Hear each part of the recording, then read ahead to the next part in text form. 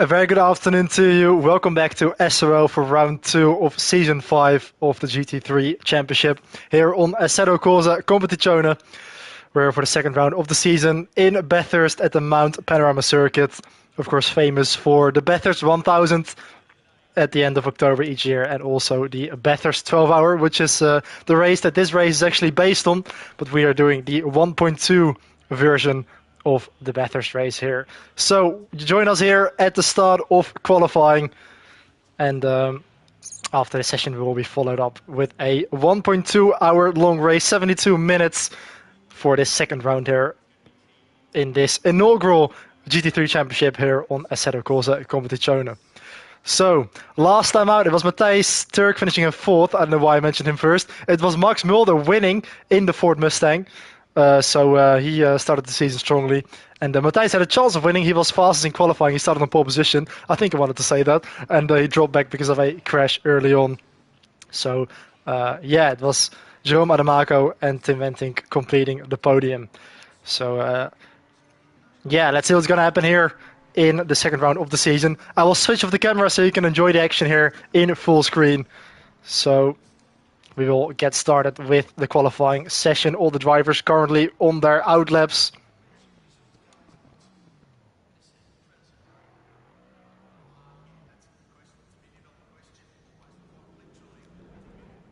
As we see the drivers exiting pit lane. Let's head back to the track. I will adjust the audio volumes a little bit here because the game sound is pretty low. So let's fix those issues here before we actually start with the race. I would appreciate a bit of feedback here in the live stream with the audio levels and whether the ratio with the microphone and the in-game sound is in a good balance.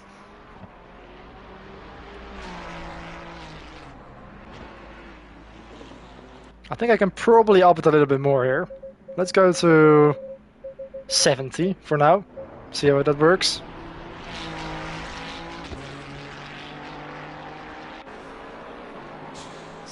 So most of the drivers still inside the pit lane.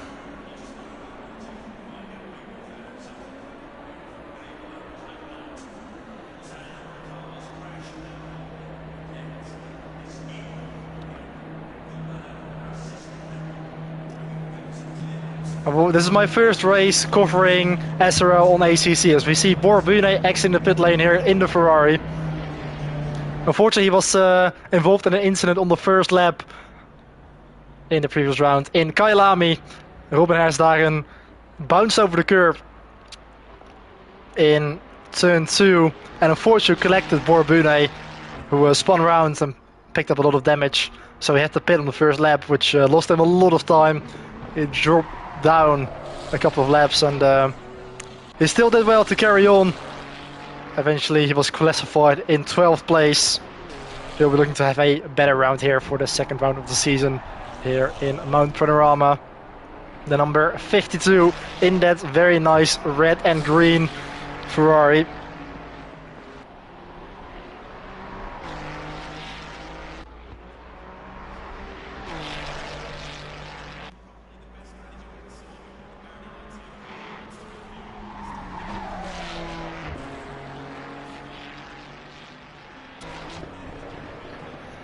So yeah, it was Max Mulder winning the first round in front of Tim Wentink and Jerome Adamaco. Matthijs Turk was 4th, Dion Staal 5th, Sander Drulis 6th, and Jan van Meel 7th. Unfortunately, he is not with us today. He also had quite a decent pace, but he dropped back because he made a mistake in the pit stop. He did not refuel, which is mandatory, so he had to make a second pit stop. Sam Brandt was 8th, Jeremy Pope in 9th, myself, Niek van Gelder in 10th. Robin Hersdagen was 11th, Borbune 12th, and Harley Collins finished in P13.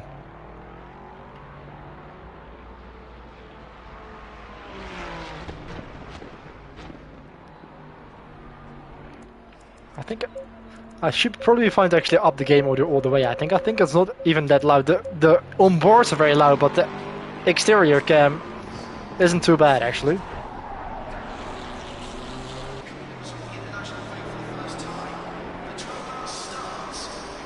We can hear the trackside commentary as well here as Brune crosses the line to start his first final lap of the session.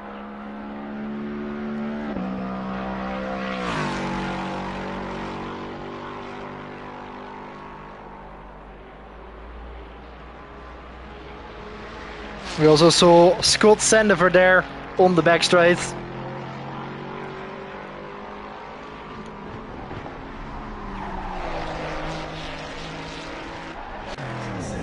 Jerome Adamaka now exits the pit lane to start his first run of the session. No, actually his second run, because he's already done a lap. He has posted a 2:03.3 in his first outing, so a pretty competitive lap there. Tim Venting currently leads the way.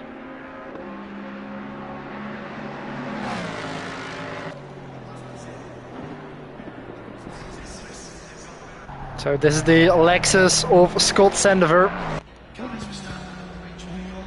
Jeremy Pope still inside the pit lane. And Matthijs Turk also still in the box. He hasn't set a lap time yet. Oh, the Audi R8 sounds so nice.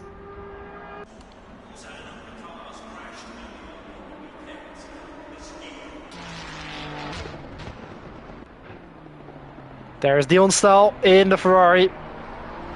The number 19 as a tribute to Felipe Massa.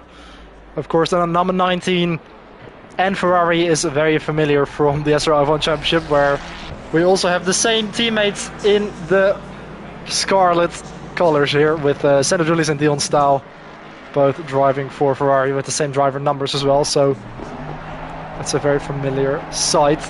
And unfortunately, disconnecting is also a familiar sight on ACC, because that was also happening in the test session yesterday. So apologies for that. It seems like I've been disconnected, so I'm gonna quickly have to rejoin the session here. So sorry for the disruption.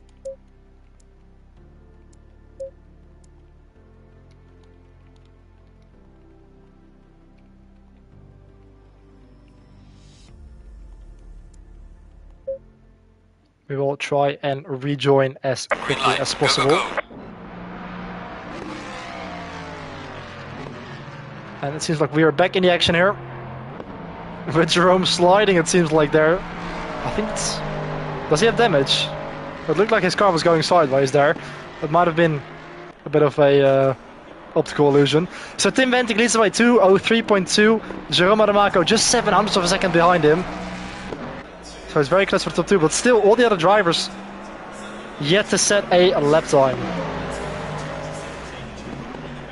So Tim Venting has got a faster second sector with a 56.9. Jerome is faster in sector 1 and 3.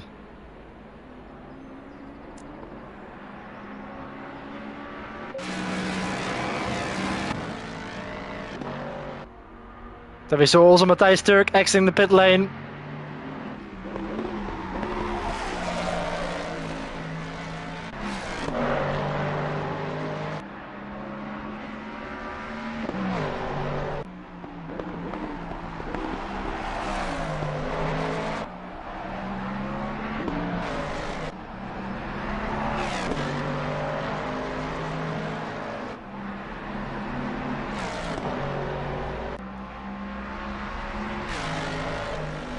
So also Jerome Adamako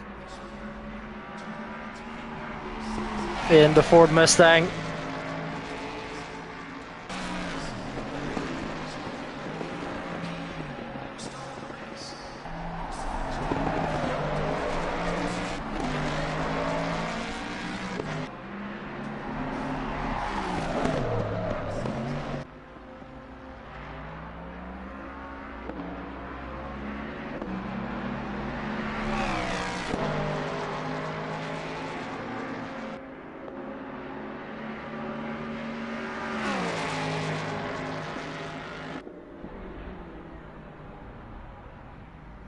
So let's see if we can bring up the lap times here. We can see the sector time there on the top left of your picture. Jerome Adamako just 1/10 of the fast lap of Tim Wenting as he comes to the final corner. So it looks like this is not going to be an improvement for the German as he goes through the final corner. Murray's corner up towards the line. It's going to be a slight improvement for Romano Marco. 2:03.755. Still just half a second shy of Tim Wenting's lap. Actually, I think it is closer than that. I think that's the delta between his personal fastest lap.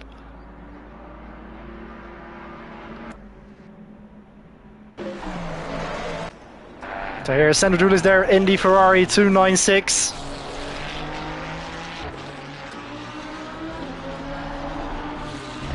With the number 69 on that red and yellow Ferrari. Very nice looking car indeed.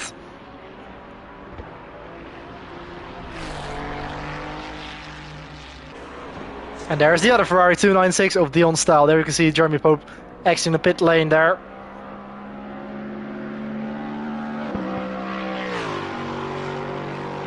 That Lexus also sounds pretty nice, the RCF.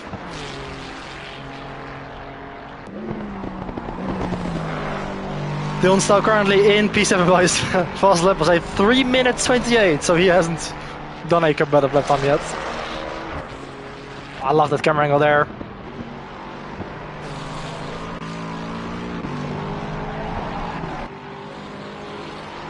Back to Borbune. Going through Quarry Corner. Here up the hill.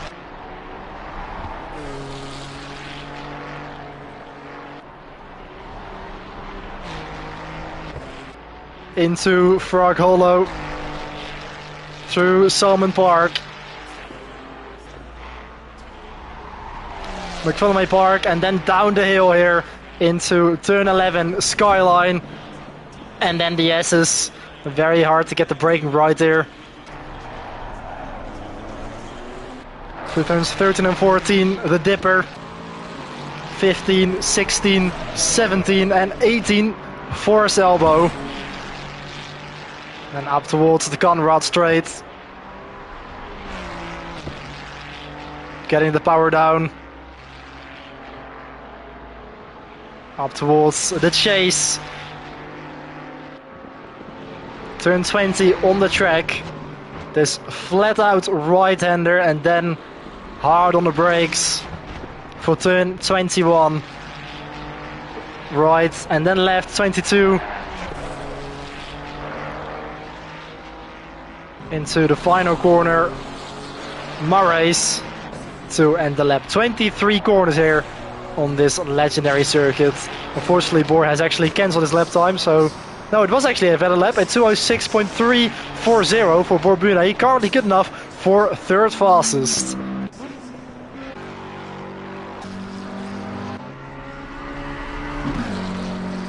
Now here comes Matthias Turk. He is currently on the flyer. Look at that, all the way up towards the wall, pushing it to the absolute limit. Now down the hill here into the S's. It is so hard to get the braking right and keep the backhand under control there without it kicking out.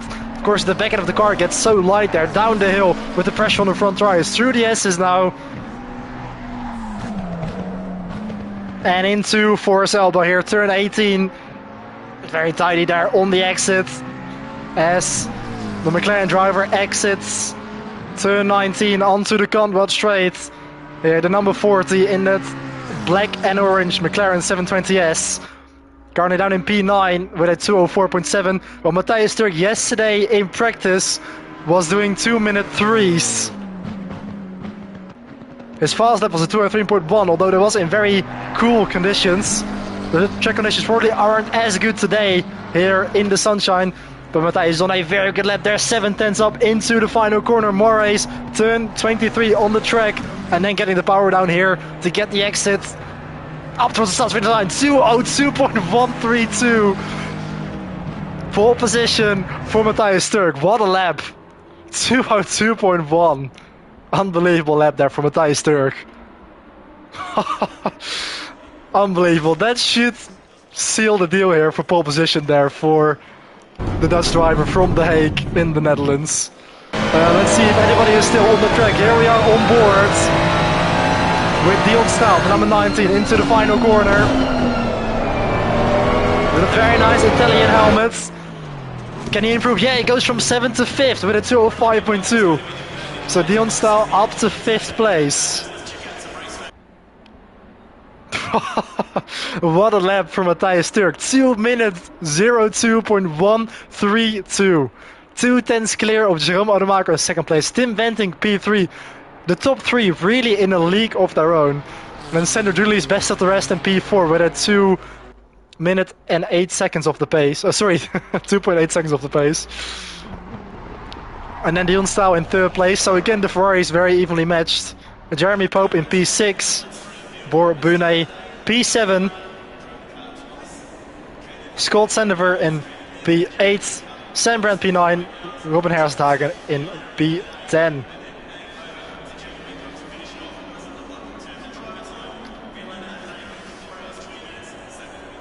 So, we will start the race here in the very early morning, in the dark. We will have the sunrise and we'll go into daytime, just like in the Bathurst 1.2 and the Bathurst 12-hour race. Of course, the 2 main events that the track is famous for.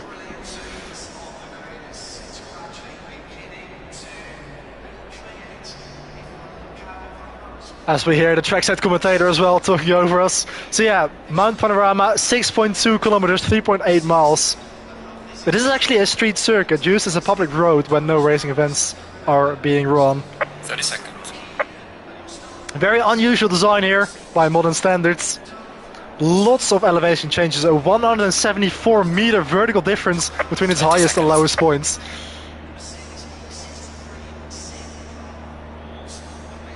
Very short pit straight, and then the tight left turn into the long steep mountain straight, and then the tight narrow sections across the top of the mountain itself, and of course the long downhill section of the Conrad straight with the very fast chase and the turn back into the pit straight to complete the lap.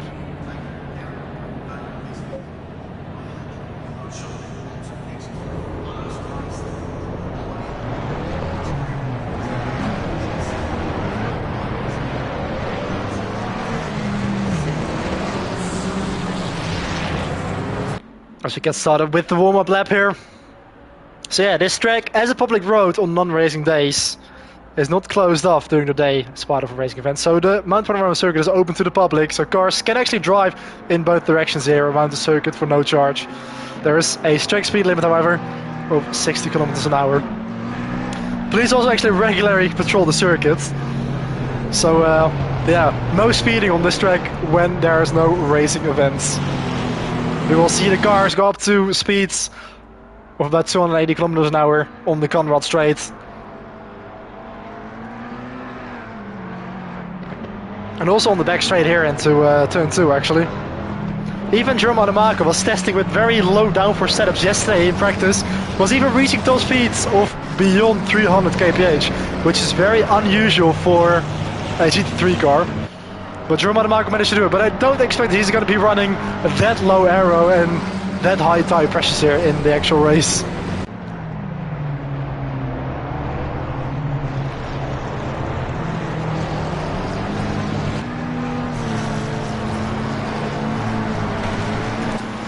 So for anybody watching the stream, let me know if the audio levels are fine. I know the game sound is very loud, so if I need to lower it, then feel free to let me know before we start the race here.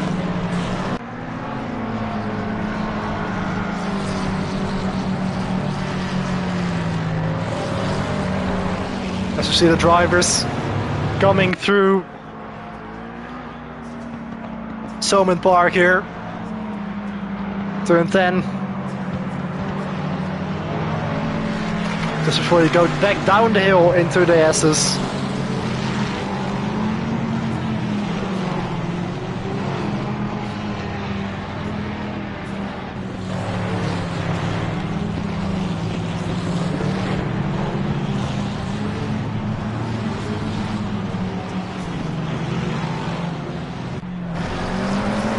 Even SRL itself was impressed by the lap that Matthias Turk said in qualifying. I will quickly check for myself what the audio levels are like, so just hang with me for a second.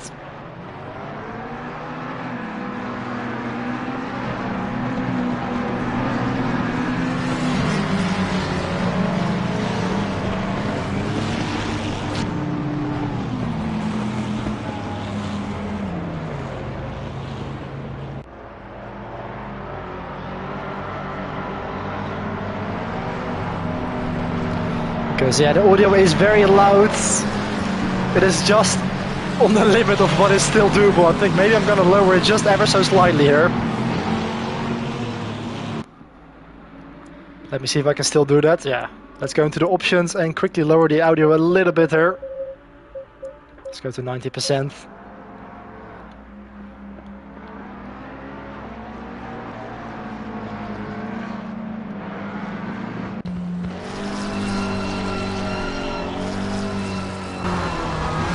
On board with Matthias Turk here, dictating the pace here in the final sector.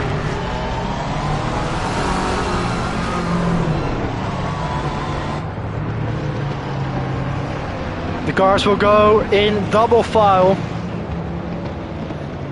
to prepare for the start of the 1.2 hours of Bathurst here, round 2 of the season in SRL GT3.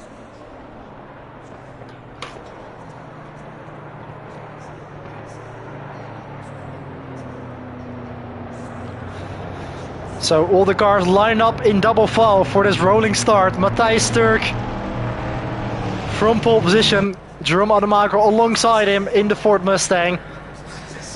Matthias here on the right of your picture in that black and orange McLaren 720S. Green light, give it all you got. Lights on green, 1.2 hours of Bathurst is underway. Matthias Turk with a tight inside line into turn 1, and he has managed to maintain the lead here at this race start. Jerome Ademaker behind the McLaren there in the session. Also Tim Wenting following behind. So the top 3 is still unchanged as we go over the mountain straight here into turn 2. Griffiths Bend. Matthias Turk still stands firm at the front. Jerome Ademaker nearly pushing him through the corner there. As we exit turn 2 into turn 3 and 4, Quarry Corner. And already you can see the top 3 separating themselves from the group behind. The top 3 really in a league of their own. Matthias Turk, Jerome Ademaker and Tim Wenting.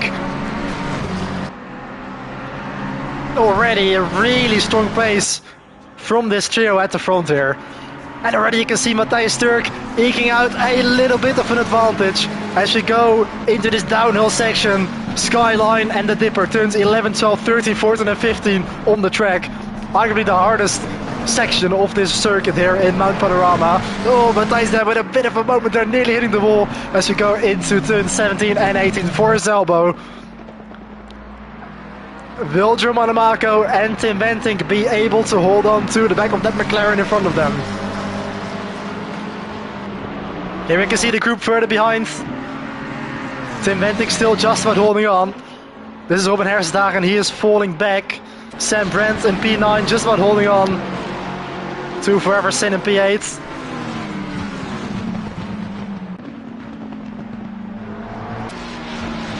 Sander is here, still in 6th position. He is following Borbune and Dion Staal. So we've got the 3 Ferraris here in 4th, 5th and 6th.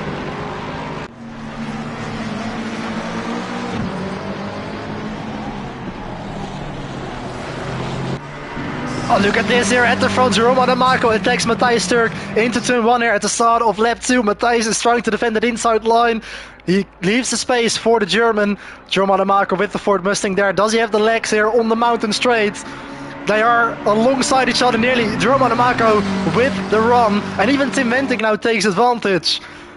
Tim Wenting up the inside here into turn 2. Griffin's Bend. Oh, and a bit of a moment there. It looked like Tim Wenting completely outbraked himself. Tim Wenting has lost a chunk of time and he has potentially damaged his car. And he has dropped back a lot down to P8. Completely overcooked it there into turn 2. And he will probably have to come into the pit lane. Very unfortunate for Tim. The number 42. In the McLaren. Ah, what a shame for the Dutch driver from Venray. It is very difficult to actually select which driver I want to spectate because it seems like a random order nearly. So apologies for having to scroll through the driver list here. Sander is still in 5th place. At the front, Dion Staal suddenly up into 2nd position. And this is giving Jerome Ademaker a lot of breathing space. He is now 7 seconds clear of the Dutch driver in 2nd place here, the number 19. followed by his compatriot Borbure. But what a shame. So what has happened to Matthijs Turk? I completely missed that, but also Matthijs was caught up in that incident. He is in 7th place, just in front of Tim Wenting. So both the McLaren drivers are really struggling with potential damage.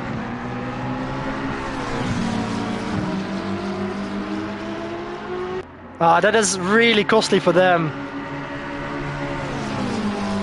And this is really a free get out of jail card for Joe Monaco. With the two main contenders for this race now out of the running. Yellow flags, briefly. Oh, Matthijs, he is struggling to get it slowed down. He's going to have to cut the corner here. Over the grass. Luckily keeps it out of the wall. Here in turn 21 and 22, he's going to have to come into the pit lane. I think there's, a lot of damage on that car. So he does come in, as does Tim Wenting. So yeah, really a full start here for Matthijs Turk and Tim Wenting. What a shame. For the second race in succession, Matthijs Turk is caught up in an incident and has to pit at the early stage of the race. This is almost like a carbon copy of what happened in Kailami. Well, it was a very different incident, but a similar outcome. Tim Wenting and Matthijs Turk, both out of the action here at the start of this race, as we see that very nice sunrise there at the end of the pit straight. So back onto the action here on the track. Robin Herstagen in P7, Sam Brandt down to P10. At the front, still Joe Monaco leading the way. 10 seconds now is his advantage over Dion Staal. Sander Dulis here, just in behind Forever Sin, aka Scott Sandover.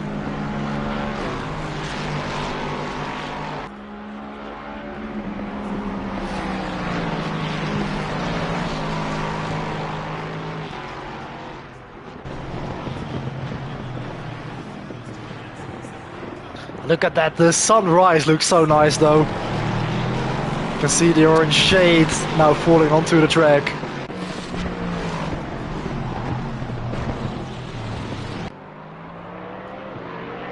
But it is still a very long race, anything can happen. It's going to be very interesting to see how far Matthijs Turk and Tim Wenting will progress in the remaining 1 hour and 6 minutes of this race.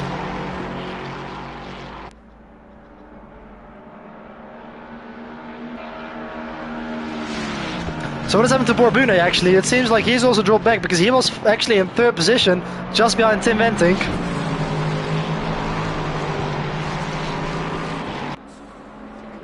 Dylan Staal still in 2nd place, being pressured by Jeremy Pope.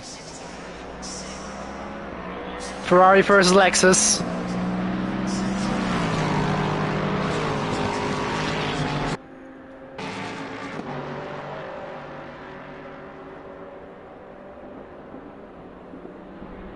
Jeremy Pope in the slipstream of the number 19.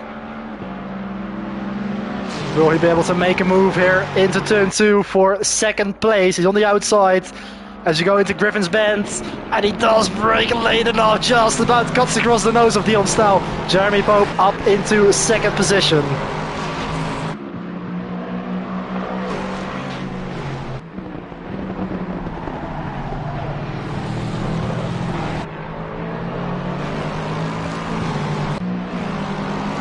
And now Dion Staal is being put under pressure from Scott Sandover.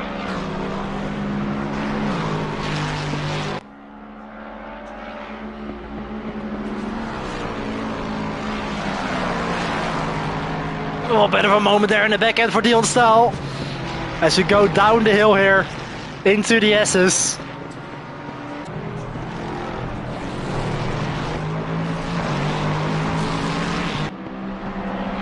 Into Force Elbow, just Sander Dulis there in behind them as well in 5th place with a watching brief.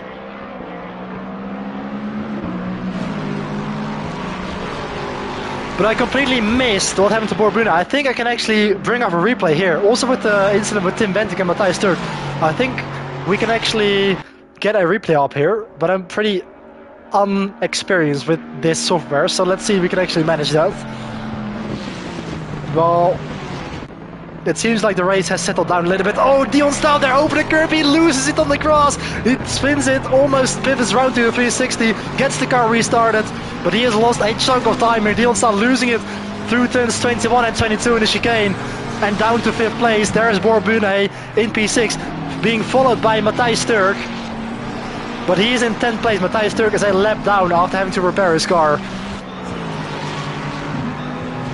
But Dion Staal just losing it there in the change direction. Borbune is gonna potentially have the run here on the mountain straight.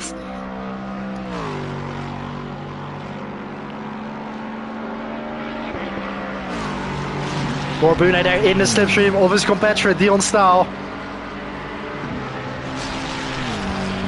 Two Ferrari 296s against each other into turn 2 here. Griffin's Bend. Borbune not close enough to make a move. Oh, that is so close into turn 2. Borbune nearly pushing Dion Staal to the corner there.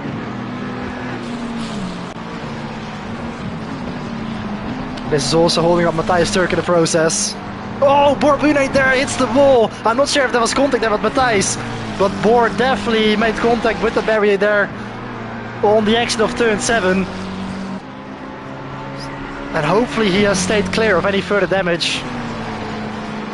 But that could have potentially damaged the car of Borbune. Matthijs there with a look up the inside of Dion Staal into turn 10. Silman Park unlaps himself from his compatriot.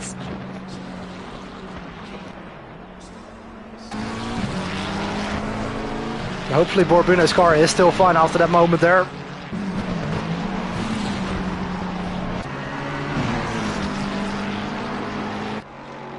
So Scott now up into 3rd place here, Forever Sin. He has dropped back a little bit from Jeremy Pope, but still holding on to this podium position. There we can see Senna Dulis. He is defending from Tim Venting, who's of course also a lap down, just like Matthijs Turk. We can see Tim Venting making the move on Senna Dulis there in the background. Unlaps himself from the Greek-German driver. So Jeremy Pope now up into 2nd place. There's Matthijs Turk. Down to P10. Tim Venting down to P9. They're both on the same lap. Matthijs Turk and Tim Venting after that incident where they had to repair the damage to the car. Let's see if we can bring up a replay here.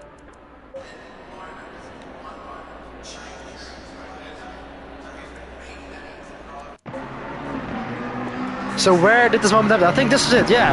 Okay, so here we've got a replay of the battle for the leader at the start of lap 2. So let's see what happened here. So, Jerome Ademako there on the outside of turn 1. He got the run towards turn 2 at Griffin's Bend. Matthijs even lost out to 2nd because Tim Venting was following Jerome Ademako in the slipstream. Now what happened? I think Tim Venting outbraked himself. Let's take a closer look. Oh yeah, so Tim Venting moved over on Matthijs and he completely got slammed into the wall. I think that's on Tim because he hadn't cleared Matthijs yet. So Tim Venting completely turning in on Matthijs Turk. He thought he was clear, but Matthijs was still there. I think that is on Tim, unfortunately. Let's see if we can take a look at it again from the onboard camera, possibly. Okay, so let's see. Let's go back a little bit more, so I can have a bit of time to pick the bones out of this one.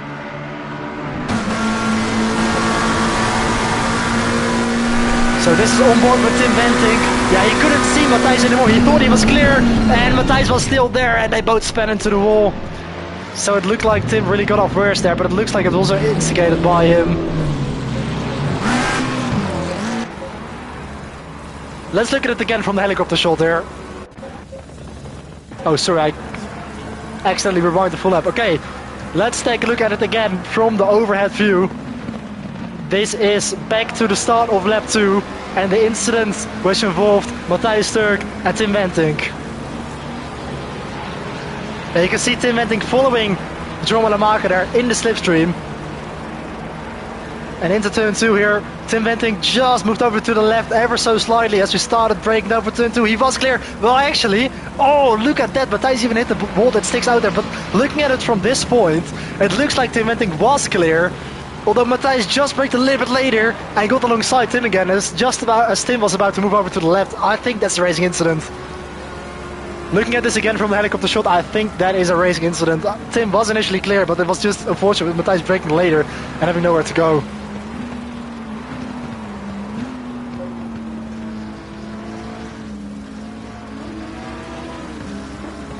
All right. So let's go back to live action here.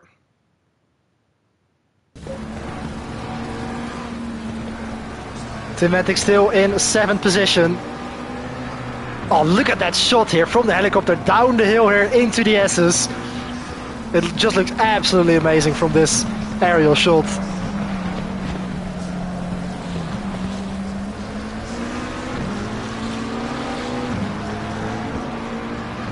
This really displays just the character of the Mount Panorama circuit.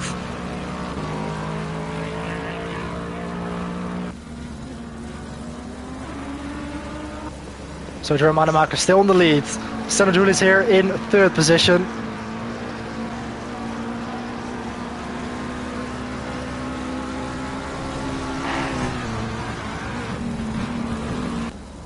Dion Staal in P4, and he is still being closely followed by Burr Brunei. I love the helicopter shot. Let's just keep this on for a bit, shall we? Oh, yellow flags are in the chicane. Somebody has dropped it. That was Matthijs Turk by the looks of it. He has made another mistake, so Matthijs Turk once again being led by Dion Staal. Ah, what a shame for Matthijs. I mean, he's got the pace, he is so fast, but he is maybe just over pushing it ever so slightly.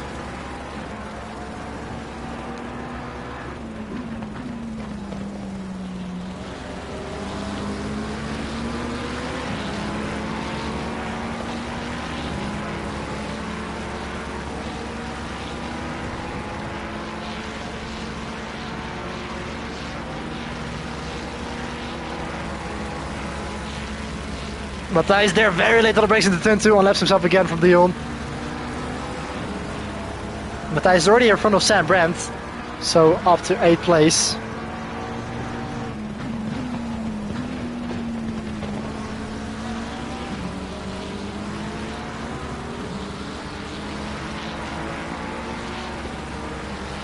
I mean, just look at this shot, it looks absolutely magnificent. As we follow the drivers through turn 10 here, Soman Park,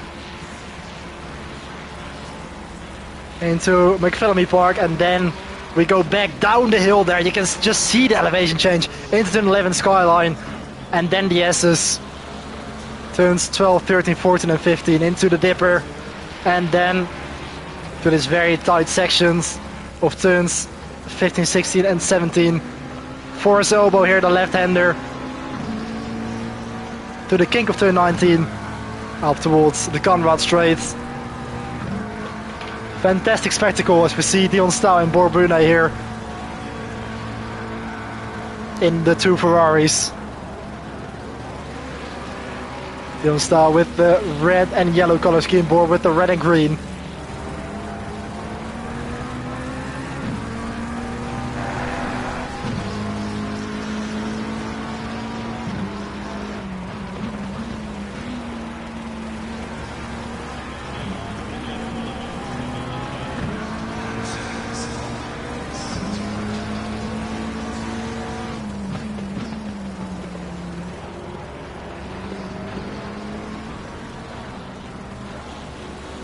So Sam Brandt is in the pit lane, possibly also for a bit of damage over a very early scheduled stop to get new tires and refuel the car. Maybe he opted for a very low fuel strategy at the start of the race here for the first stint.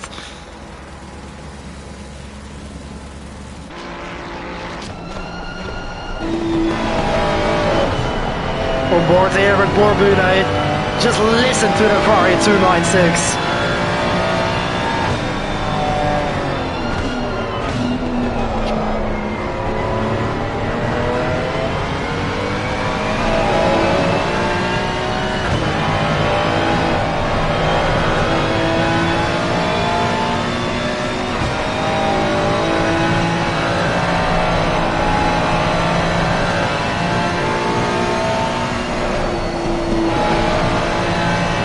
Seems like this is your closest battle on track. Dion Staal and Burr Brunei just shy of a second separated from each other. You can see the braking technique there. Down the hill as we have yellow flags. Oh, look at that. Oh, Matthijs Turk is right in the middle of the track. Borbune slams into him. He has stalled the car. Oh no, what a shame for Borbune. That is probably a lot of damage, and for Matthijs Turk as well. For the second time in this race, Matthijs Turk caught up in an incident. We will have a look at that again. But once again, Borbune here involved in yet another incident, just like in Kyalami on the first lap.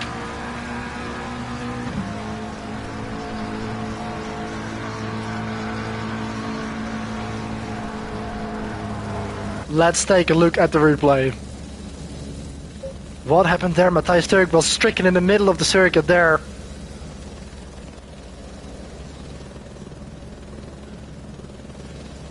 Right, so let's skip all the way to lap 8. Let's see if we can go on board with Matthijs Turk. So here we can see Senna Dulis. Here is Matthijs Turk.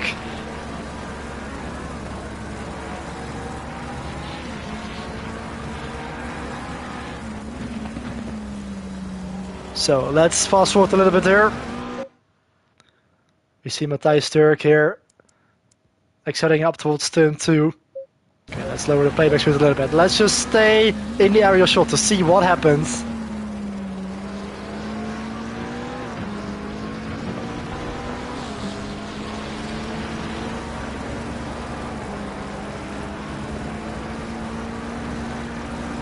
So Matthijs Turk through turn 10, McPhillamy Park, and then down the hill into turn 11. Well, this is still turn 10 here, the left-hander, and this is where it drops down the hill into turn 11. Skyline through the S's. Did he drop it on his own? It goes down the hill here, Matthijs Turk. Oh, he just had a bit of a moment there. The trees kind of block the moment, but it looks like Matthijs just completely lost it on his own.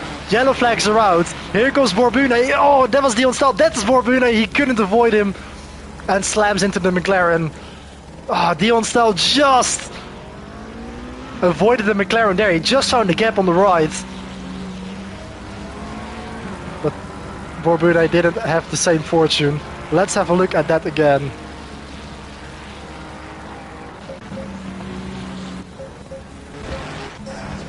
Because the trees kind of blocked our view there a little bit.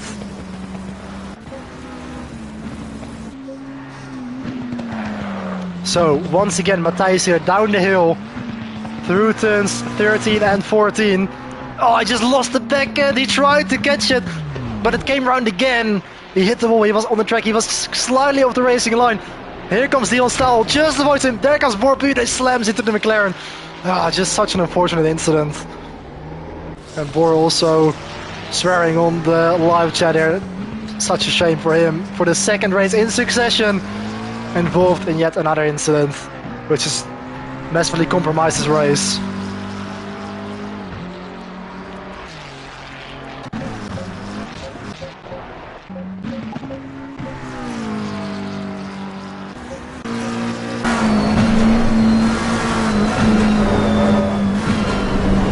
On board here with Matthijs Turk to see exactly what happened. Yeah, you can see he lost it. He tried to catch it, then he tried to catch it again, but it went the other way. Engine stalled. He did well to not move at all, to try and stay out of the way. The best thing is just to stay stationary, but then he got hit again. Yeah, just very unfortunate for both of them.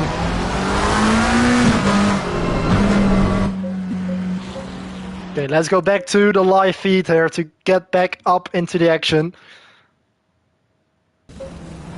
Yeah, we can see Borbune into the pits to repair the damage yet again.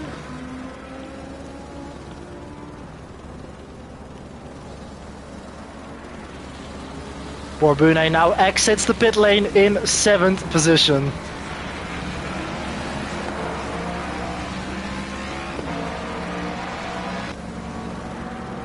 Jeremy Pope into 2nd place. Driver behind him, Tim Bentinck in 6th, so this is not for position.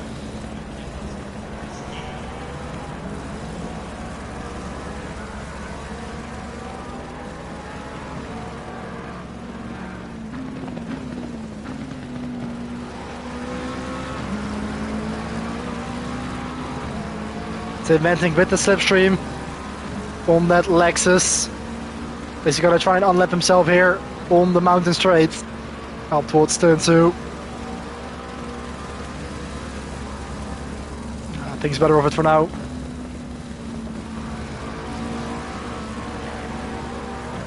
Out of Griffin's Bend here. Tim Ventic again with a slightly better exit.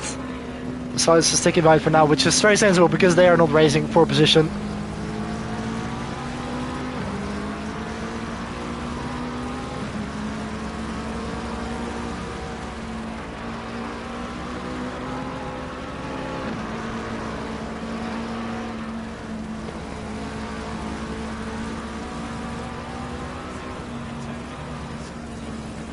I just absolutely love this shot. Tim Ventic running a little bit wide there, but look at that, just looking over the forest there as the track drops down the hill.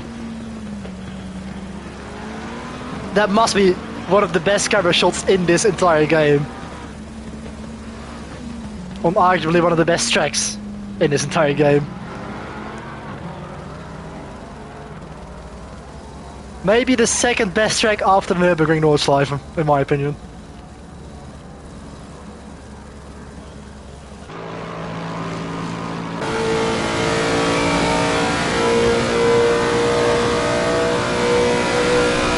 Jeremy Pope, aka Fly High. Oh, it just looked like he did the wheel on the grass there, breaking down for turn 21. You can see Tim Ventic there in the rear view mirror. Also, just listen to the sound of the Lexus RCF.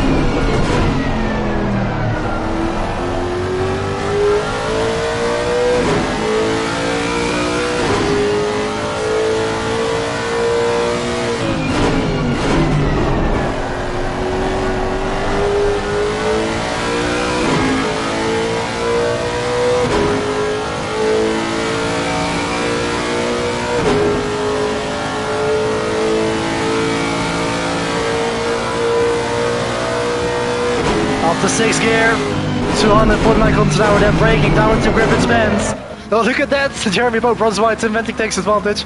So Tim Ventic now unlapped himself from the Lexus driver.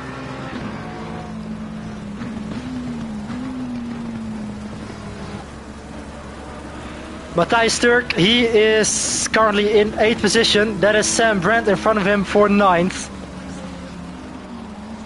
Sam Brandt there, the Danish driver in the Lamborghini Huracan. Matthijs Turk, oh, he makes a mistake again in the same corner. This time clouting the wall on the inside there. He just clipped the wall with the right front end of his car.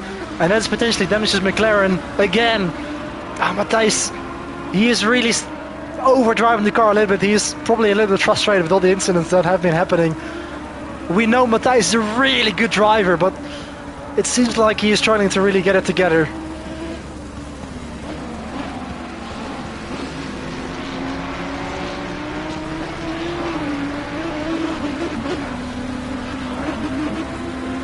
Is he gonna stay out? Maybe the damage is just minor. And indeed he does elect to stay out for now and continue his stint.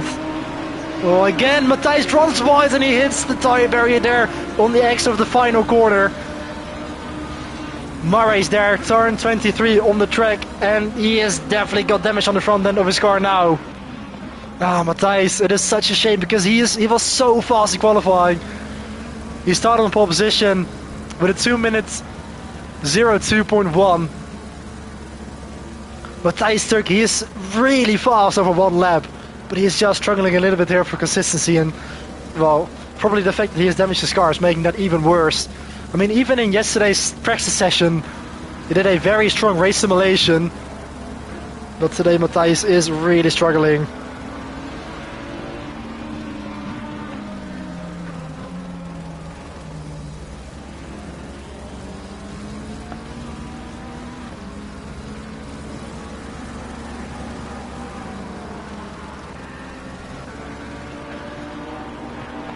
So here we can see Robin Hersthagen and Sam Brandt. Oh, Robin in the Audi R8 runs very wide. Sam follows him wide.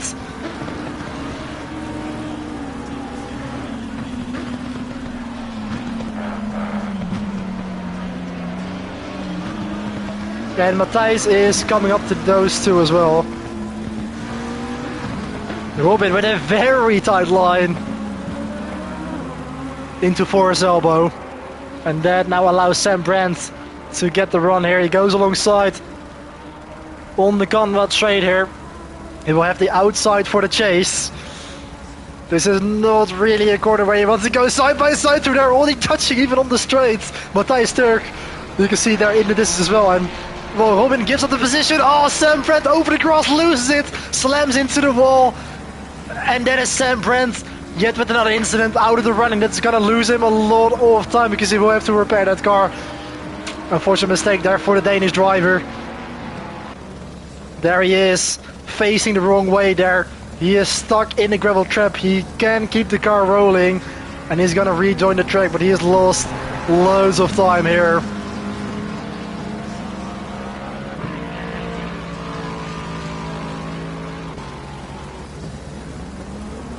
So Sam Brandt will surely have to pit now to repair the damage to his car. No, he does not actually. Surprisingly stays out.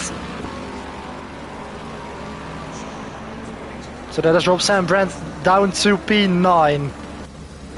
Jerome Ademaco, unaware of the drama happening behind him, still in the lead of this race. Senadudis in P3.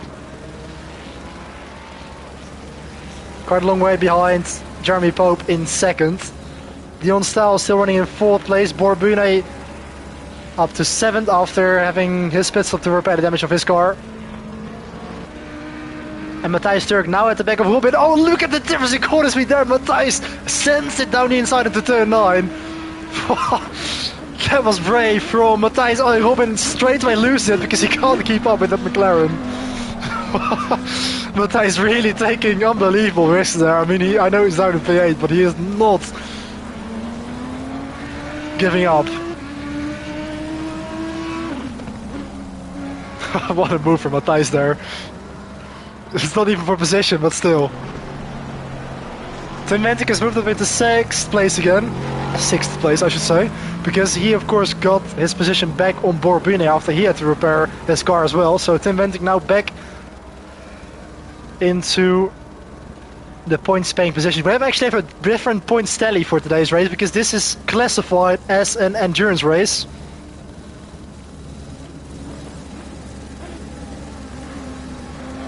So in the previous round in Kailami we only had the top 8 scoring points. For this race we have the full top 10 scoring points because it is an endurance weekend. So P1 gets 15 points, P2 gets 11, down to 9, 7, 6, 5, 4, 3, 2 and 1 for the top 10, compared to the 10, 8, 6, 5, 4, 3, 2, 1 for the top 8 in the sprint format.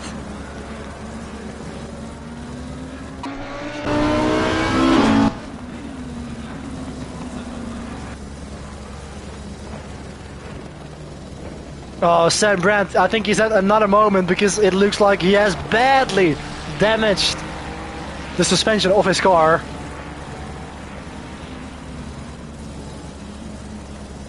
And he's gonna nurse his car back to the pits here. Look at that, his steering wheel is completely bent.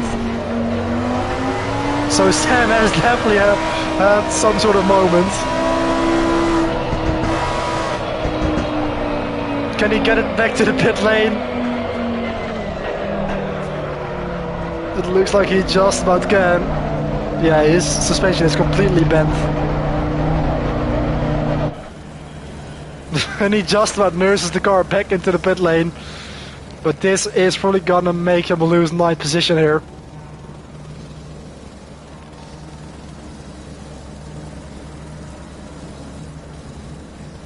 As Samuel Brandt pulls into the pit lane to repair his car. Jerome Ademaco still leads the way. Senadud is still in 3rd position.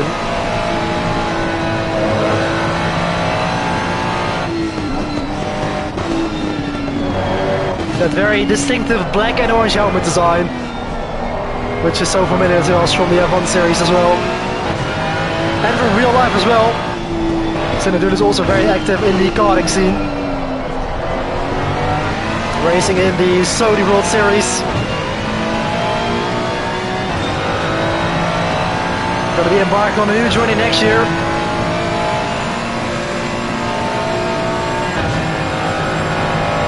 steps up into the actual race cars instead of the Saudi cars.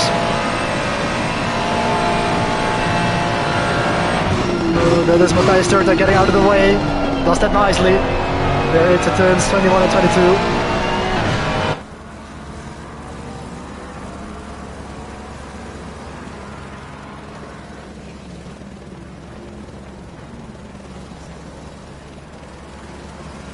For some reason the camera select button doesn't work anymore, so it seems like I'm stuck on the helicopter shot and the onboard views.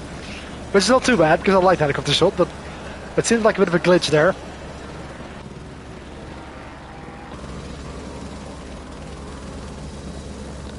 So let's see what is going on here. Borbune is still in 7th place, Tim Wenting up to 5th. Oh, he actually gained a place on Robin Hersdagen. I actually missed that, so apologies for that, but we will bring up a replay in a moment. So here's Robin. He's gonna have to stay out of the way from Jeremy Pope as well. But yeah, Robin is really struggling. His fast lap is a 2:12. His last was a 2:16. So really struggling for pace is Robin Hersdagen.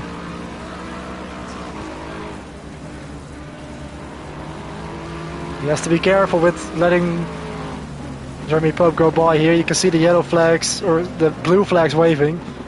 And he does stay out of the way nicely. Okay, good on Robin there. Sam Brandt still in the pit lane. Let's see if we can bring up a replay here, because I want to know what happened to Sam. And I also want to fix the camera issue here.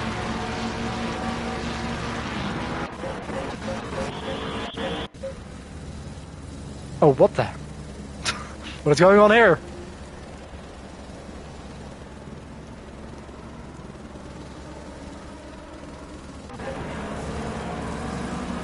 That was odd. Looked like the cars were in the field there. Let's see if I can actually change the camera, because yeah, this is the camera that I wanted. Hopefully it's gonna be back for the actual live feed.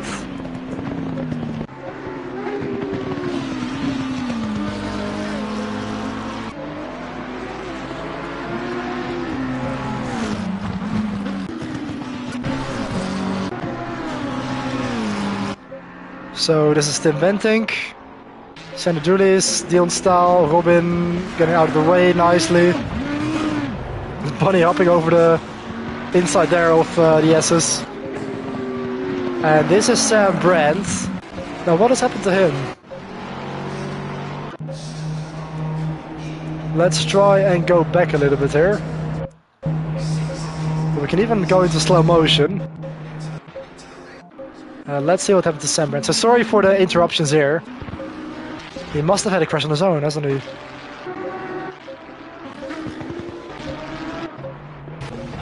Oh yeah. Okay, so this is what happened to Sam Brandt, coming through the S's here, down the hill.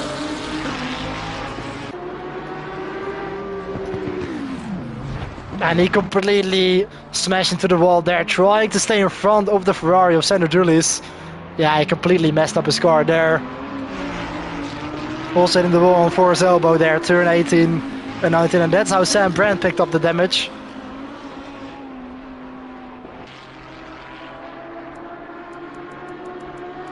And we also missed the move for 5th place with Matthias Turk and Robin Hersdagen. Although that was probably a very easy overtake. So let's go back here to the live action. Germano Marco still in 1st place. The top 3 is still unchanged. Sander Dulis is still running in 3rd position. He has got Robin Hersdagen in front there.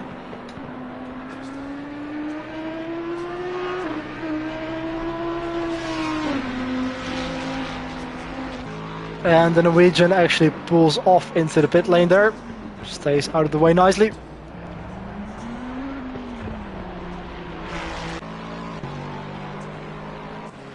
Dion Staal still running in 4th place. Very solid drive from him.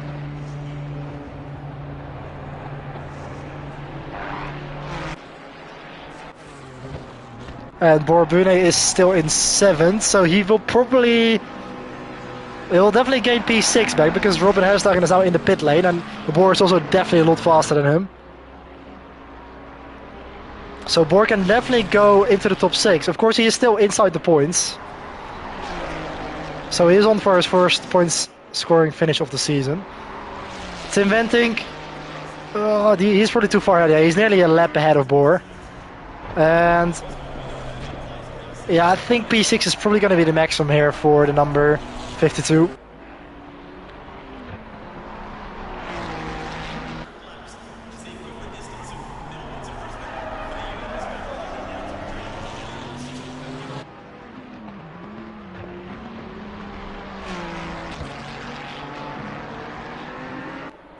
So yeah, Boer Brune also maturing himself nicely as a sim racing driver.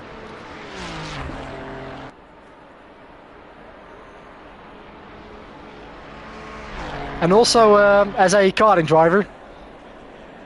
I spoke about some of the rules earlier. Also Boer Brune is racing in the Dutch Racing Series, also known as DRS in the Netherlands.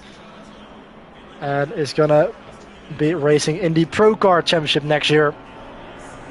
So just like Dulis, Boer Brune advancing in his karting career as he steps up to Pro Kart with his own team.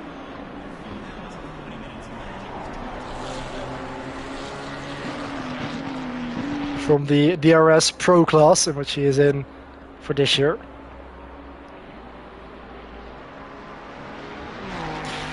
This is participated in SRL F1.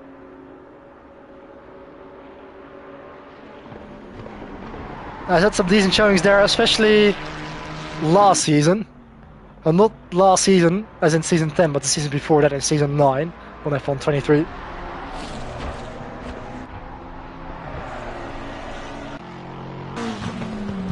So yeah, the race has seemed to have settled down a little bit here.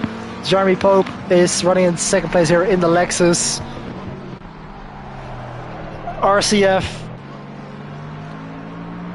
So he's in a bit of an isolated second place here. Because Jeremy Pope is just so far up the road. It's such a shame that crash happened with Matthijs Turk and Tim Venting. Actually, speaking of that incident, let's take a look at it again, and this time in slow motion. I mean, it seems like the action has settled down a little bit here. Hi, Todd Dunworth, thanks for tuning into the live stream here. This is Assetto Corsa Competizione. It looks like I can't actually go back to lap 1, or can I? Looks like I can't actually, so apologies for that. So we can't actually go back to the first lap. Well, at least I already covered that in the live stream. I just wanted to look at it in slow motion, but it looks like we can't do that. So we join us here, back into the live action. So this is ADR Fly High 879, aka Jeremy Pope, in the Lexus RCF GT3, riding in second place. Tim Venting here in the McLaren 720S in P5, the Season 5 SRL F1 champion. Finished runner-up in this year's Indy 500 on Project Cars 2, just behind myself. But certainly a very good driver is the number 42.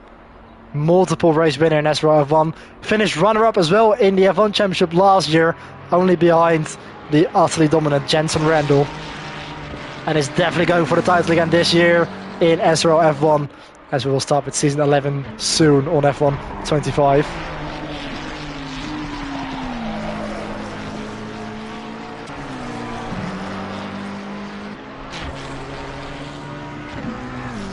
But it will probably have to be a mistake for Jerome Adamaco for us to have a fight for the lead of this race. But yeah, we did actually have a really nice three-way fight at the start of the race between Jerome Adamaco, Matthijs Turk and Tim Venting. But unfortunately, the latter two collided, damaged their car badly, and put themselves out of the running. So that really allowed Jerome Adamaco to escape at the front.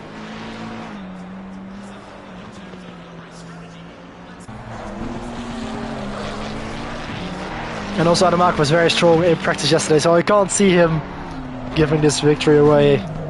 We still have half an hour to go, and it's a very tough circuit, so Still a lot can happen.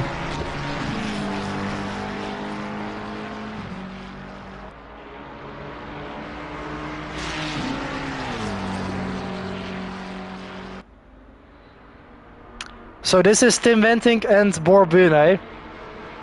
Tim Wenting is 1 lap ahead of his compatriot.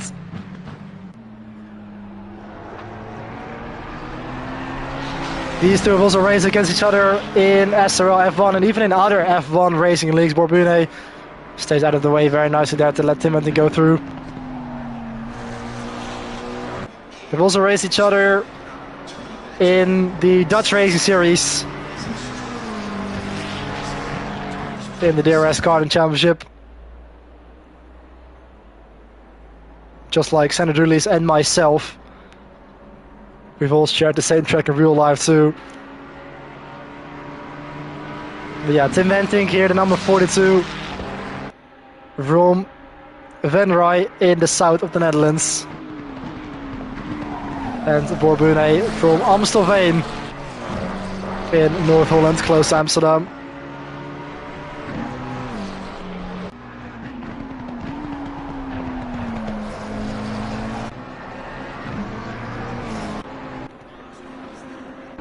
Here we have the Norwegian and the Danish driver, Ruben Hersdagen and Sam Brandt.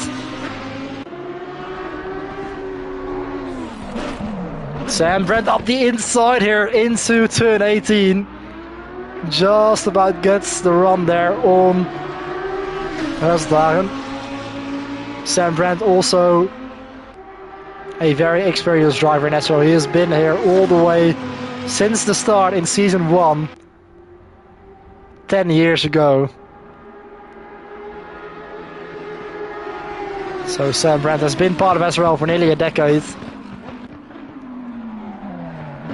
And he now loses it there on the exit of turn 21 into turn 22. Another mistake for Sam Brandt.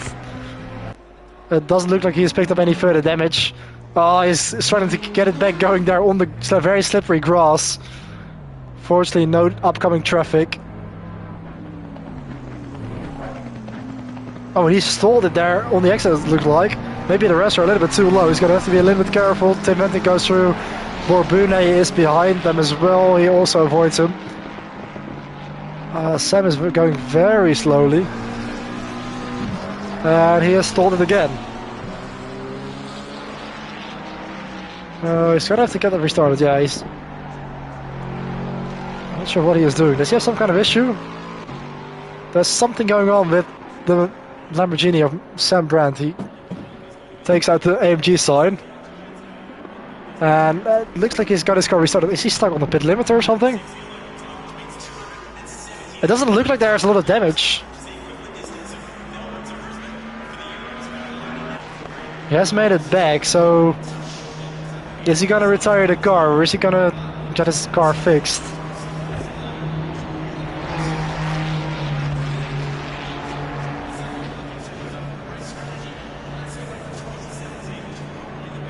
Looks like he's gonna continue on here. He's gonna repair the damage, I think. Oh no, he's gonna go for a drive-through. So no damage on his car. So did he have to serve a drive-through penalty, or did he go to the pit lane but his crew wasn't there? I don't know what's going on with Sam Brandt, but at least his car is fixed. He's back up to speed. He's down to P8, but still in the race here on lap 17. Meanwhile, 5 laps ahead of Sam Brandt is Jerome Adamako in second place now, because Jerome Adamako has now come in for his pit stop. So that now puts Jeremy Pope in the lead of this race for now.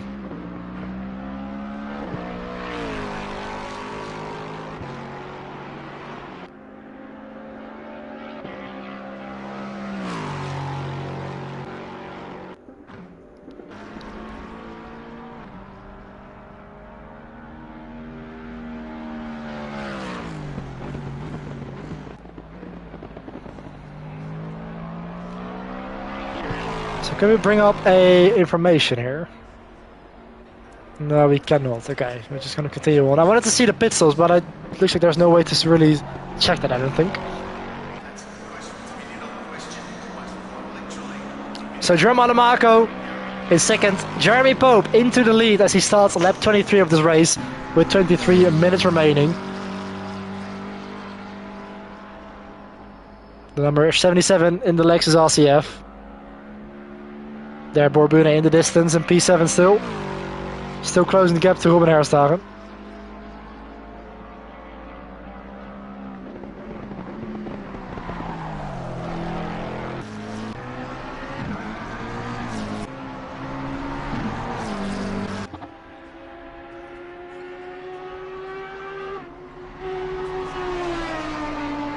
I've got to say, the Audi R8 actually sounds pretty similar to what it was like on Project Cars 2. And I've got thousands of kilometers in an Audi R8 on Project Cars 2 because I raced in all of the GT3 seasons on that game in SRL with the Audi R8. I won the inaugural championship in 2020 and definitely have had some amazing races with this car, some good memories. But it certainly feels very different on Project Cars 2 as opposed to SRL Corsa Competizione. It's a very different heading model to get used to.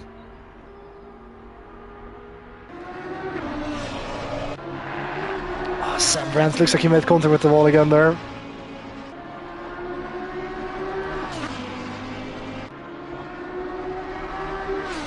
So the action has died down a little bit here in this race, so we still have 20 minutes remaining, and also the leaders aren't that far separated from each other. Jerome Marco and Jeremy Pope. So let's see how that's going to play out.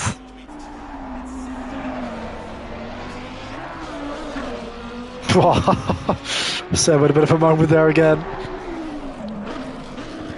Let's check on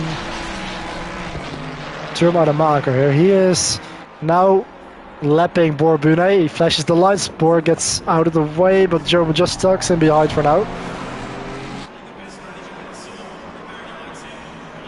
Yeah, Bor pulls out of the way there, doesn't impede Jerome Marco. So unfortunately we have lost Matthijs Turk from this race. He has retired the car. After starting on pole position, he looked so promising for this race, but yeah, very unfortunate for him to have been on the receiving end of so many incidents. And of course the first incident on the second lap of the race in turn 2 in this very corner that we're looking at right now. But look at that, the gap from Jeremy Pope to Jerome Marco is only 10 seconds. But I've kind of lost track of the pit stops here, because I am not sure if Jeremy Pope has already pitted. I don't think he has. Yeah, I don't think he has, because that's why there's still a 1 next to his name. They still have to make 1 pit stop. Also Dion Staal is yet to pit. So Jeremy Pope is still effectively leading the race. But I'm just guessing that that orange number 1 is referring to the 1 pit stop that they still have remaining. That would make sense. Dion Staal has now made his first pit stop, and indeed the 1 has now disappeared, so that must be what the 1 stands for. There is 1 mandatory stop where you have to refuel. So Dion Staal has made his stop, so that now promotes Sander Dulis back up into 3rd place. He is on for his first podium here on the SRL Corsa Competizione. So Dion Staal in 4th, a very solid showing here from the 2 Ferraris. Just like in Kyalami, they are very evenly matched. And Bor is still in 7th place. But I think he still has a chance to catch Ruben Herstagen.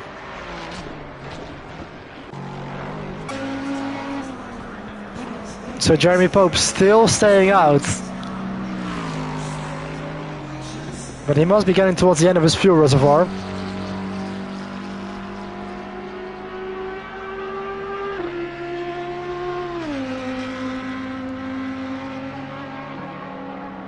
So yeah, the field pretty spread out at the moment.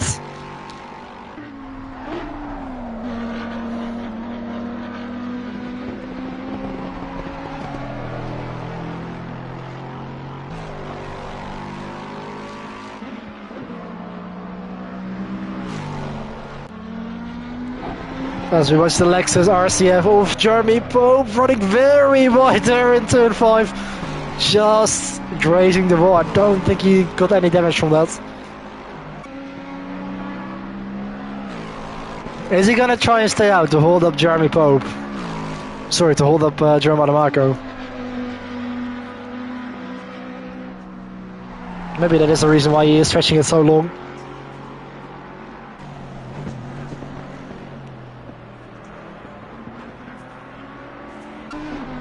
But yeah, it is really unfortunate for Matthijs because he is arguably the fastest driver here in SRL ACC GT3. But he's just been so unlucky. And yeah, to walk away with no points. Or 1 point. Because he will probably still be classified in P10. It's just so unfortunate because he is so fast. And he is definitely a championship contender.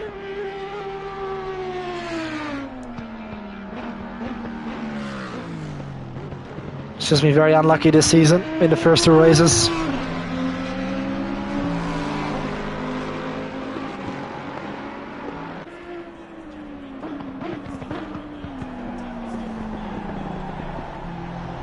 So Jerome Adamaco is closing down the gap to Jeremy Pope with a fast rate of knots because of course Jeremy is on much older tires. Now I wonder what the plan is for Jeremy Pope here.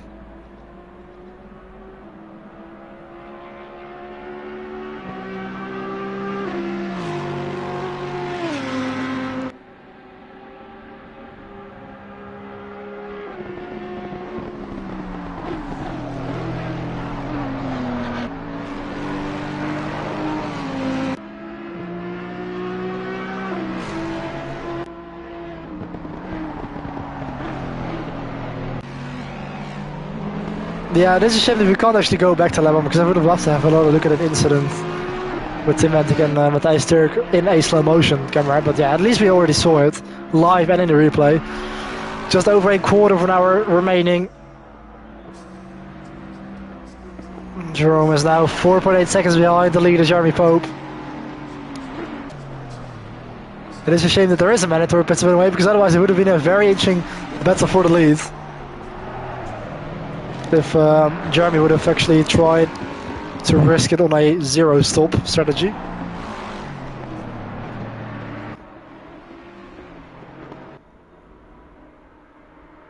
So Tim Venting still in 5th place. He is half a minute behind Dion Staal.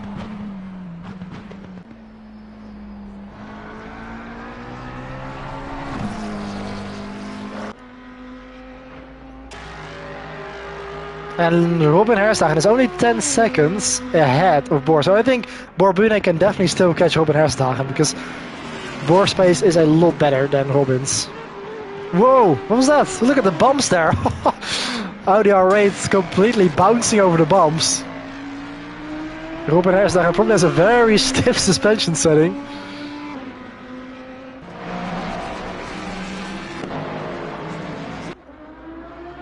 Sam Branson on P8. On his own island a little bit here as well. Pretty lonely race after his incidents. And now Jerome Adamaco is into the pit lane, so that now relinquishes Jerome Adamaco back into the lead. Jeremy Pope now into the pits.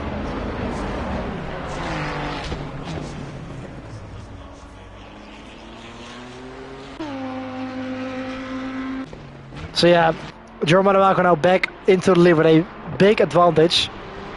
This could be some fun and games between the two Ferrari teammates.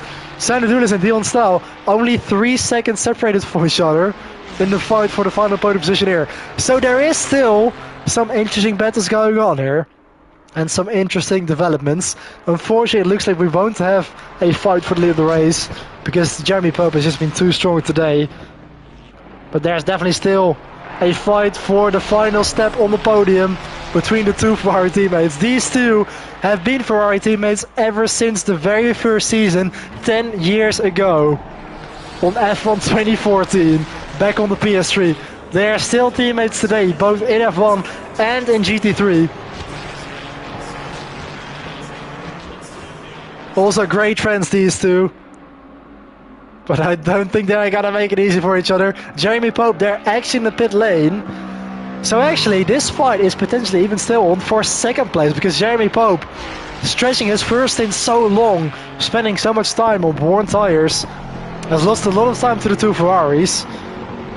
So they are maybe even fighting for second place here.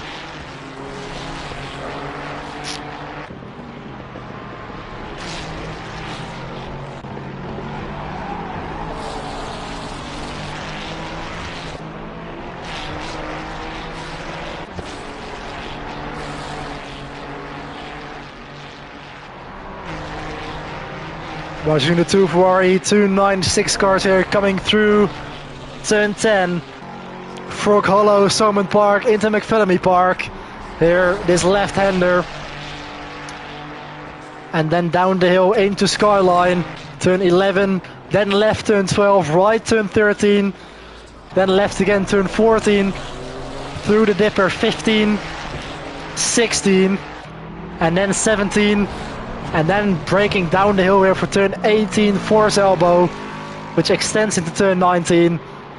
Up towards the Conrad Straight. Dion's now in the slipstream of his Ferrari teammate Sandro Dulis.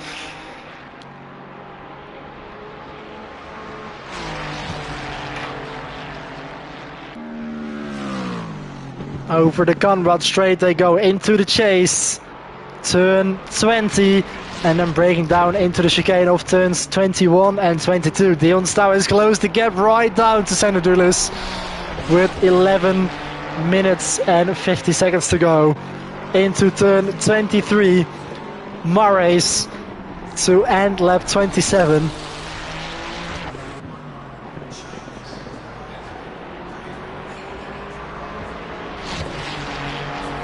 So this is awesome to see. The fight for the final spot on the podium.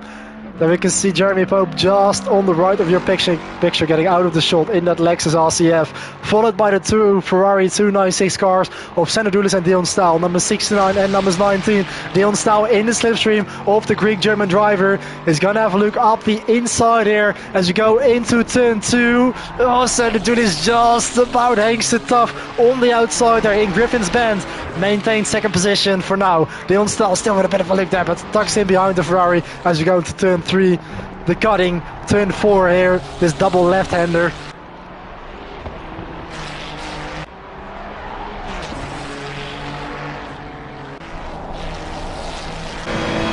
On board with Dion Staal.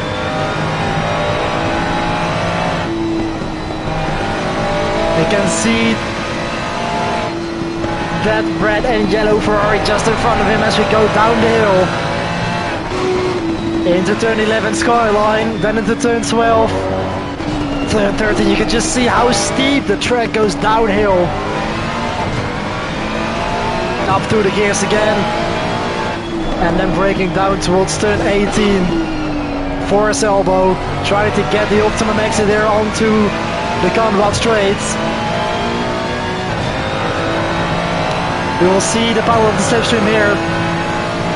Dion Staal following Sandro Dulis. And he is closing up, he's closing up. He's going to go up the inside and into the chase. This is going to be very close. Dion Staal, he is alongside and he's got to move on there. Very brave stuff there from Dion in that flat out corner.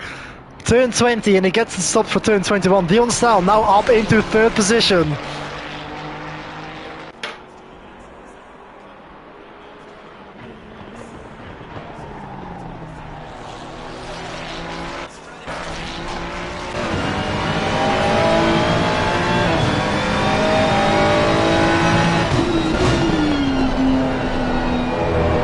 Looking at Dion Staal there with that very nice Italian tricolore on the helmet design.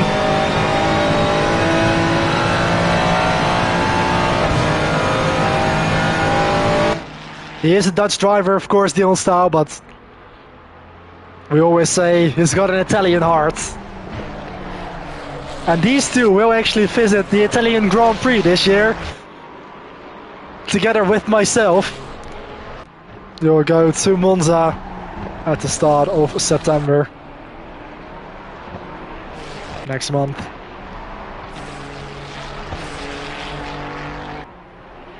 But yeah, these two, they have been Ferrari teammates ever since the start in season 1, nearly 10 years ago, and also both very passionate about Ferrari.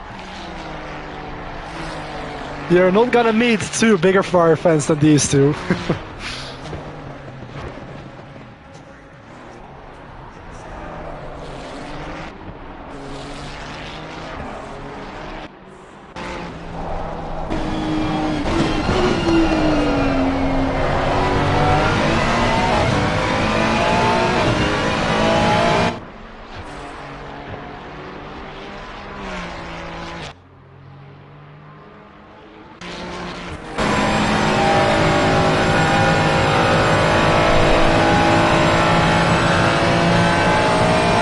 Into the chase here, turn 20.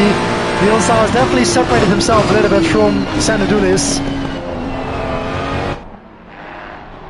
The gap now 3 seconds between the two Ferrari teammates. This is Borbune. He has now closed the gap back down to Robin Hersdagen. Thanks to Bas van Zijp tuning into the live stream here.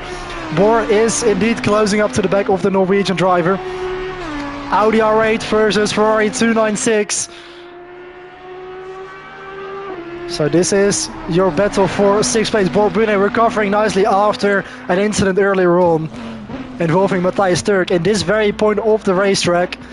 Down the hill here into turn 14 and 15. Through the dipper. And then into turn 17 and 18 into Force Elbow. They're nearly having a look up the inside in that very tight right bend. And now accelerating out of turn 18 through the kink of turn 19 onto the Conrad Straight. Borbune in the slipstream of the Audi R8. Is he going to be close enough to make an attack into the chase? Flat out right-hander. Turn 20 is not close enough yet. Oh, look at the Audi just bouncing over the bumps there. Still Robin Hersdagen defending into turns 21 and 22. Bor with a bit of a touch there. Nearly losing the back end of the car. As he accelerates out of turn 22 into Murray's corner here. Turn 23 on the track, the final bend. Before starting lap 29, 6 minutes remaining. On board with Borbune here into turn 1. Oh, Robin Hersdagen runs a little bit wide there. Then will compromise exit. Borbune now once again in the slipstream as we accelerate through the gears.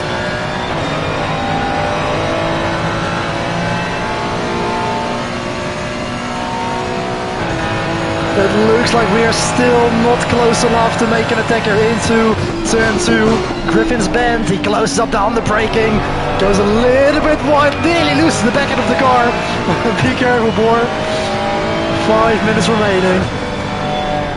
Into turn 3 and 4, the cutting. And then accelerating out into turn 5, quarry corner. Turn 6 and then turn 7, he's closing up again to Robin Hersdagen. Through turn 8 and turn 9, Frog Hollow. Into turn 10 here, Silman Park. Robin Hersdagen very wide as they drop down the hill here into turn 13. Skyline through the S's and the dipper. It's such a hard point of the circuit to try and overtake because the track is so narrow. Bor nearly losing it again. Saves the car, but has lost momentum and lost some crucial time to the Audi R8 of Robin Hersdagen again. 4.5 minutes to go.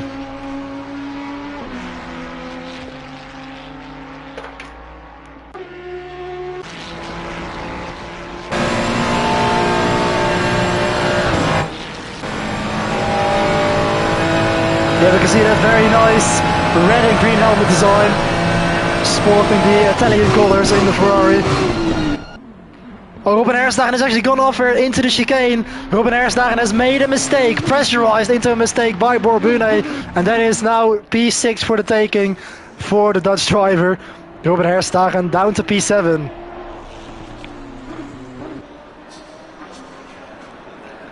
Lap 30, just under 4 minutes to go. Jeremy Pope still running in second place. Tim Wenting in fifth place. Robin Hersdagen down to P7, still in front of Sam Brandt. There he is, P8 and Lamborghini Huracan. And Germano Marco still with a comfortable lead in the Ford Mustang here. As Bas van Zijp cheers on Borbune in the live chat. 3.5 minutes remaining. Unaware of what is happening behind him. Jerome Ademake, the German driver. He already finished on the podium in the first round in Kailami. He will take over the lead in the championship if he keeps his car on the track for the remaining 3 minutes of the race. Well, he's got a very comfortable lead, so we do expect him to do so. 2 minute 2.7 as well as the fast lap of the race. It's a shame that Matthias Turk and Tim Wentic were involved in the incident at the start of the race in lap 2. That really sort of ruined the battle for the lead, because Tim Wentic and Tim Wentic and Matthias Turk were definitely able to keep up with the pace of Jerome Ademake. They were also very quick in practice. They were also first, second and third in qualifying. The only two that were able to match Jerome Ademake here,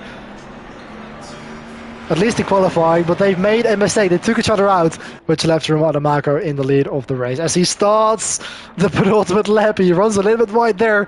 He's got to keep it on the road. It is sometimes so hard to be in the lead of the race with such a big margin, because you start to lose concentration. You start to just back off ever so slightly. You lose your rhythm. You start to think about stuff like, what's for dinner? Where are my car keys? What am I going to do tomorrow? You should not do that. You need to stay focused on the driving, need to stay in the rhythm, just keep pushing to keep that concentration to just bring it home, because sometimes slowing down provokes making mistakes, because you start thinking about other stuff which you shouldn't be thinking about. You need to stay focused on the driving until the checkered flag falls. Sanadulu is still in 4th place. He can't keep up with the pace of his teammate Dion Staal. It's actually very impressive for Dion to pull away by 6 seconds over Sandro, and he's on for his first podium of the season.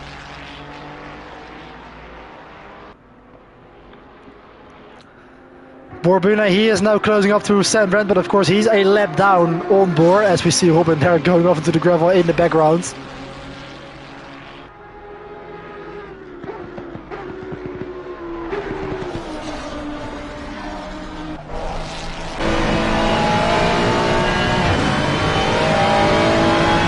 On board with the Ferrari driver here.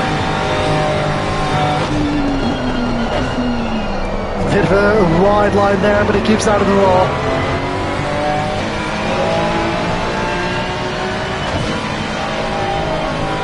Just grazed the wall there ever so slightly.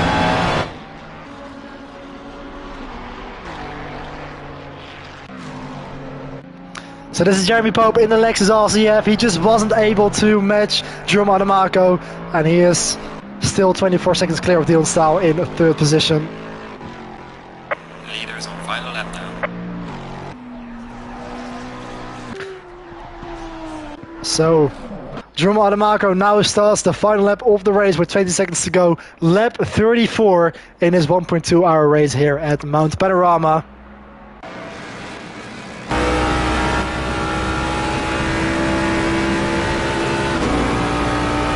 Let's go on board with your race leader into turn 2, Griffin's Bend, 2nd gear corner. And then accelerating up towards turn 3 and turn 4. This double apex left-hander through the cutting, through turn 4 and out of 5, turn 6 quarry corner, through turn 7 and turn 8. Into this very quick turn 9, Frog Hollow, which follows up to Salmon Park here. Oh, Jerome Ademake, be careful. Through turn 10, McPhillamy Park. As he now plunges down the hill into turn 11, Skyline.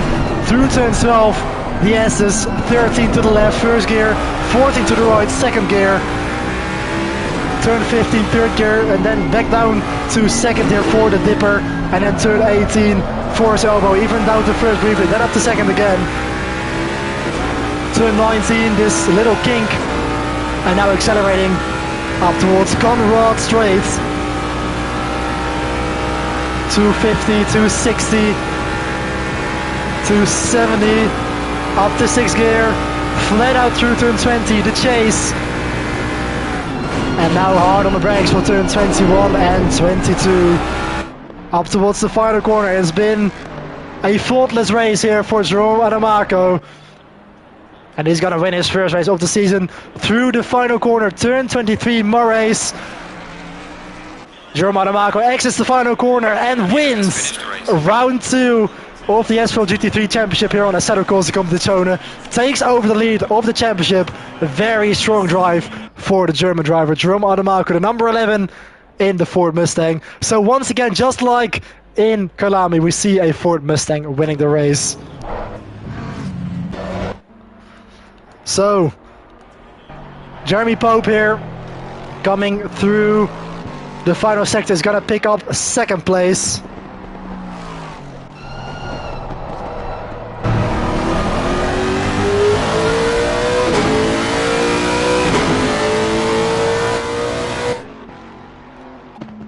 Tim Venting in 5th place. He has already finished. Ruben Herstagen will pick up 7th. So let's go on board here with 2nd place Jeremy Pope in the Lexus RCF. Down into the chicane here for the final time. Also a very tight race for the American, but he wasn't able to catch Jerome Ademaker in the lead through the final corner. It is a very strong drive from the number 77. 2nd place for Jerome Ademaker as he brings it home. Tim Venting has picked up 5th place. Senadulis has finished in P4. Dion Staal here. He was able to fight off his Ferrari teammate. He really reeled him in, overtook him and pulled away. A very strong drive here for Dion Staal from Noord-Brabant in the Netherlands through the final corner. It's going to be P3 and the first photo of the season for the number 19. So there's your final results. Jerome Ademaker with 35 laps completed wins the 2nd round of the season here in Mount Panorama. Jeremy Pope, aka Fly High, in 2nd place. Dion Staal completes the podium in P3. Senadulis picks up 4th place, another very strong points finish for him. Tim Venting in 5th place. Borbune, very solid recovery after the incident involving Matthijs Turk, who was stricken in the middle of the track. Borbune had to pit for damage, still picks up 6th place. Robin Herstagen in P7, Sam Brandt P8, Matthijs Turk, unfortunately after lots of incidents, P9, and Forever Sin, aka Scott Sandover, in P10. So those are your point scoring positions here for this 1.2 hour race here at Mount Panorama. The session has ended. Drivers are back into the pit lane. But yeah, that was quite an interesting race. We had the fight at the start of the race. The unfortunate incident between the driver there coming into your picture, Tim Venting, crashing with Matthijs Turk. The 3 fastest drivers really were Jerome Ademaker, Tim Venting and Matthijs Turk. But unfortunately the 2 later took themselves out of the running after they collided in turn 2 on the 2nd lap.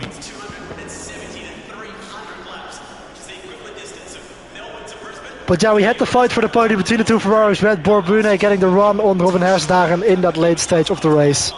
And in the end, Jerome Ademaker coming out on top and making a very strong challenge for the championship.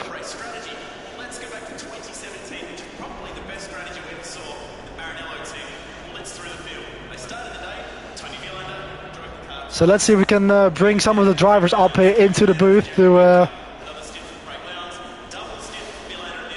potentially interview them. I'm gonna quickly lower the game audio a little bit because the on-track commentary is a little bit loud.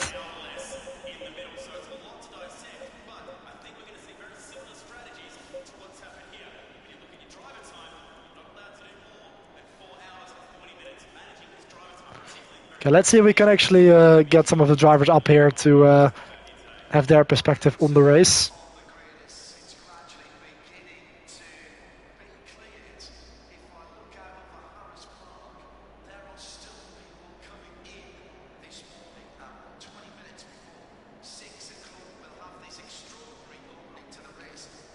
We'll see who we can bring up in here.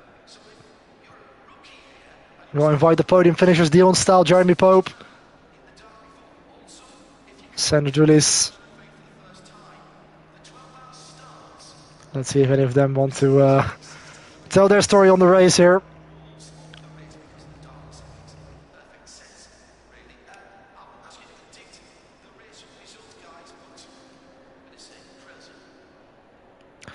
So while we'll end the stream here, We've got Bor Brune joining the live stream here.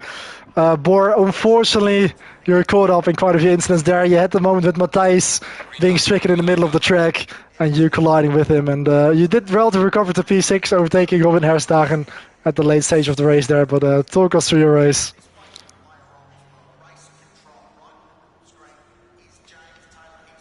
If you want to, of course. We've got Dion Staal also joining here in on the live stream. Not sure if the microphone is working and all that, but Dion, very strong drive for you. You looked set for P4, but you were really reeling in your teammate Sandro Dulis in the last few moments of the race. You overtook him and even pulled away at the end by about 6 seconds. So very strong drive from you, Dion, to get your first fight of the season. Just talk us through your perspective. Yeah, to be honest, this was a quite boring race for me. I was starting like P5. I gained a position at the start. I passed Sandro. Then on lap 2, Tim and Matthijs had an incident, so I got second. After a given moment, I just took the curb after the long straight a bit too fast. So I spun around. Then I was behind Scott, Jeremy and Sandro. Scott binned it, and then it was just trying to keep up with Jeremy and Sandro, and at a given time we all had like stabilized around the same lap times. Then Jeremy had like a half-minute gap. He pitted in the end, I think, for tires. Stayed in front at amazing pace, so also congrats to him for second place. And then Sandro had like a small incident where he got quite some damage of the suspension, so it was for me easier to catch up. Yeah. And then I just drove it home to P3, and there it was, a podium. Didn't expect it, but always nice to have, you know. Yeah, it's great to see, and indeed, well, that explains that Sandro was nursing a bit of damage there. But I mean, you did definitely capitalize on some misfortunes from others, but still a very strong drive, of course. Just keeping it clean, staying out of any incidents, and bringing it home in P3. It's great to see. You already had a very solid round, of course, in the first race in Kyolami with the 5th place there. So nice to see you following that up with a podium finish. Some nice points for the championship, and a very solid drive.